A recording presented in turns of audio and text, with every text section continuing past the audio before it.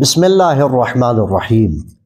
پارہ چنار کے دل خراش سانحہ پر آواز بلند کرنا ہر محب وطن اور غیور پاکستانی کی بنیادی ذمہ داری ہے۔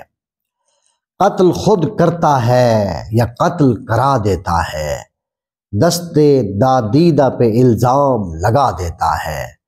خون ناحق نہ چھپا تھا نہ چھپا پاؤ گے، خون تو عرش معلیٰ کو ہلا دیتا ہے۔ حکم رب ہے کسی ظالم کی حمایت نہ کرو، وقت مظلوم کے قاتل کو سزا دیتا ہے۔ فرق جو ظالم و مظلوم میں کر سکتا نہیں، بندگی اپنی وہ مٹی میں ملا دیتا ہے۔